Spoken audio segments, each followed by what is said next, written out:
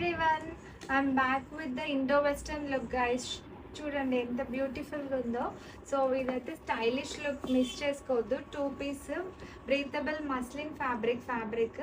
So sizes ఇందులో M నుంచి XXL available. ఇది బ్రాండెడ్ ఫిట్టింగ్ కాబట్టి మీకు 3XL వాళ్ళకి XXL కూడా మోస్ట్లీ ఫిట్ అయిపోతుంది.